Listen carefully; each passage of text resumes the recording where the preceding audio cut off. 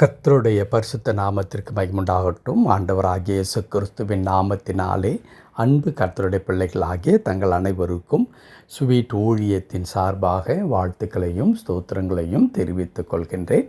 அப்போஸ்தலனாகிய பவுல் ரோமருக்கு எழுதின நிருபம் 4ஆம் அதிகாரம் 18வது வசனம். ரோமர் 4ஆம் அதிகாரம் வசனம் 18. உன் சந்ததி இவ்வளவாயிருக்கும் என்று சொல்லப்பட்டபடியே தான் அநேக ஜாதிகளுக்கு தகப்பனாவதை நம்புகிறதற்கு ஏதுவில்லாதிருந்தும் அதை நம்பிக்கையோடே விசுவாசித்தான். உன் சந்ததி இவ்வளவாயிருக்கும் என்று சொல்லப்பட்டபடியே தான் அநேக ஜாதிகளுக்கு தகப்பனாவதை நம்புகிறதற்கு ஏதுவில்லாதிருந்தும் அதை நம்பிக்கையோடே விசுவாசித்தான். என் அன்பு கடவுளுடைய பிள்ளைகளை, ஆபிரகாமை குறித்தும் அவருடைய விசுவாசத்தை குறித்தும் நாம் அநேக முறை தியானித்திருக்கின்றோம். இந்த வசனங்களை கூட நாம் நிச்சயமாகவே தியானித்திருப்போம் என்கிறதான நம்பிக்கை எனக்கு இருக்கின்றது. ஆனால் இன்றைக்கு குறிப்பாக இந்த 18வது வசனத்தின் 2 வார்த்தை அங்கே இருக்கிறது. அந்த வார்த்தை மட்டும் நம்முடைய தியானத்திற்கு நான் எடுத்துக்கொள்ள விரும்புகின்றேன். அது என்ன? நம்புகிறதற்கு ஏதுவில்லாதிருந்தும். நம்புகிறதற்கு ஏதுவில்லாதிருந்தும். எதை நம்புவதற்கு?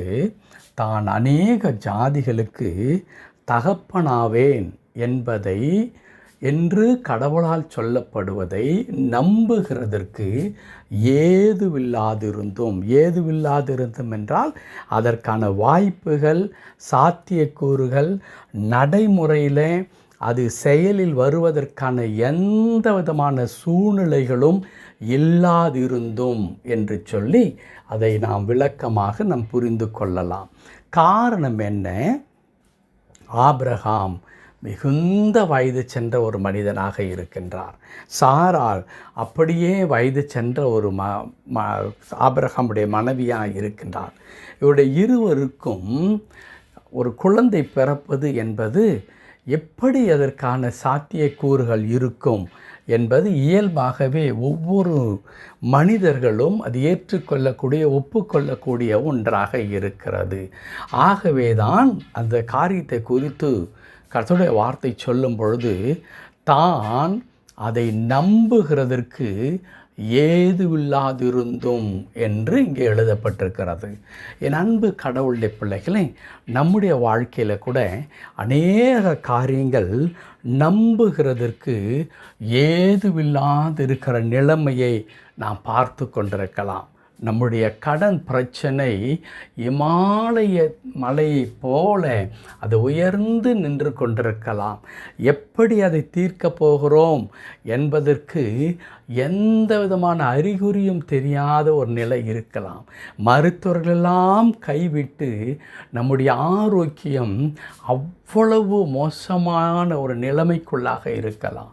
நம்முடைய குடும்பத்தில் இருக்கின்ற பிரச்சனைகள் இருக்கிறதே, அந்த பிரச்சனைகள் சீர்படுத்துவதற்கு, சரிப்படுத்துவதற்கு கொஞ்சம் கூட வாய்ப்புகள் இல்லாத ஒரு நிலையை நாம் பார்த்து கொண்டிருக்கலாம்.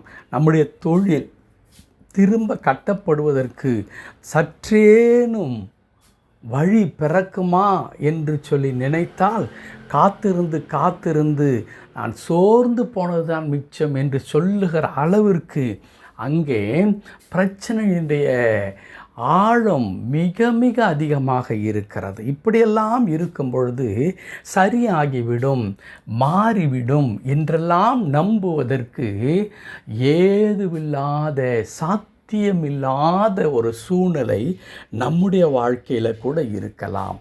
ஆனால் என் அன்பு கடவுளுடைய பிள்ளைகளே, ஆபிரகாம் அப்படி தனக்கு ஒரு குழந்தை பிறக்கும் என்று சொல்லப்பட்டதை நம்புவதற்கு ஏதுவில்லாதிருந்தும் என்ன செய்தாராம்? நம்பிக்கையோடே விசுவாசித்தார். கர்த்தருடைய பரிசுத்த நாமத்திற்கு மகிமை உண்டாகட்டும். நம்பிக்கையோடே விசுவாசித்தார். எதை?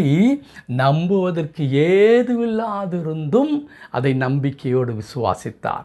காரணம் என்ன? நம்பிவிட்டால் வந்துவிடும் என்பதல்ல. என் ஆண்டவர் நடப்பிக்க வல்லவராய் இருக்கிறார் என்று கடவுளை குறித்து அவன் அதிகமாய் அறிந்திருந்தபடினாலே, கடவுள் மீது அவன் வைத்திருந்த நம்பிக்கை இருக்கிறதே, அந்த நம்பிக்கையிலே சற்றேனும் அவன் தளர்ந்து போகவே இல்லை. காலம் மாறும், சூழல்கள் மாறும் என்று, அந்த பிரச்சனை மாறிவிடும் என்று பிரச்சனையின் மீது நம்பிக்கையாக அல்ல, பிரச்சனையை மாற்றக்கூடிய கடவுள் மீது நம்பிக்கை வைத்து அவர் என்ன செய்கின்றார்? நம்பிக்கையோடு காத்து கொண்டிருந்தார். ஆம், அன்பு கர்த்தருடைய பிள்ளைகளே, நம்புவதற்கு ஏதுவில்லாத காரியங்கள் நம்முடைய வாழ்க்கையில் இருக்கிறதல்லவா? நம்பிக்கையோடு விசுவாசிக்கும் பொழுது அற்புதத்தை நாம் பார்க்க முடியும். நம்புவதற்கு ஏதுவில்லையே என்று சொல்லி நாம் கலங்கி நிற்க வேண்டாம், கண்ணீர் வடிக்க வேண்டாம். ஆபிரகாமை போல நம்முடைய விசுவாசத்தை நாம் கடவுள் மீது வைக்க விரும்புவோம். ஆபிரகாம் ஒன்றும் அது வானத்திலிருந்து இறங்கி வந்த ஒரு மனிதன் இல்லையே. அசாதாரணமான விசுவாசம் அவருக்கு இருந்தது. எனக்கெல்லாம் இருக்குமா, நான் அப்படிப்பட்டவன் அல்லவே என்று. நம்மை போலவே ஆபிரகாம் ஒரு சாதாரண ஒரு மனிதன். கூர்ந்து நீங்கள் ஆபிரகாமுடைய வாழ்க்கையை வாசித்தால் தெரியும். ஆபிரகாம் இன்றைக்கு நாம் எப்படி இயல்பான ஒரு மனிதர்களாய் வாழ்ந்து கொண்டிருக்கிறோமோ அதே வண்ணமாகத்தான் அந்த காலத்தில் அவர் வாழ்ந்து கொண்டிருந்தார். ஆனால் கடவுளை குறித்ததான ஆழமான அறிவு அவருக்கு இருந்தது. என்ன? என் ஆண்டவர் எதையும் செய்ய முடியும் என்ற அறிவு. ஆம், இன்றைக்கு அதைத்தான் நீங்களும் நானும் பெற்றுக்கொள்ள வேண்டும். அப்படி பெற்றுக்கொள்ளும் பொழுது இந்த கடவுள் என் வாழ்க்கையில் நிச்சயமாய் ஆசீர்வாதத்தை கொண்டு வருவார் என்ற அந்த நம்பிக்கை, விசுவாசம் தானாக வந்துவிடும். நம்புவதற்கு ஏதுவில்லாதிருந்தோம், நம்பிக்கையோடு விசுவாசித்தான். ஜெபிக்கலாமா? கிருபை நிறைந்த நல்ல ஆண்டவரே, ஆம் கர்த்தாவே, ஆபிரகாமின் வாழ்க்கைக்காக தோத்திரம்.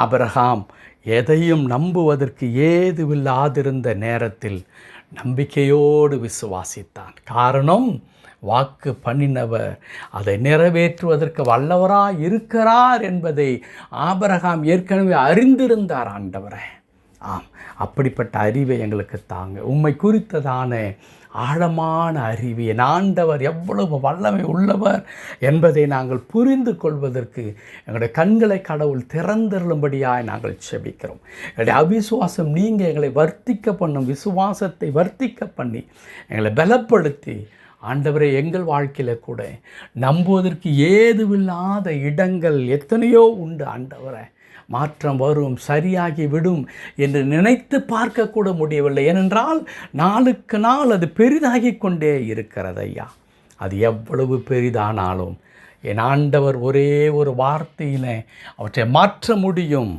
ஆகவே தகப்பனே, எங்களை தாழ்த்தி அர்ப்பணிக்கிறோம். தேவன் எங்களை பொறுப்படுத்திக் கொள்ளும், நடத்தும். மீட்பர் நாமத்தில் பிதாவே. ஆமென், ஆமென்.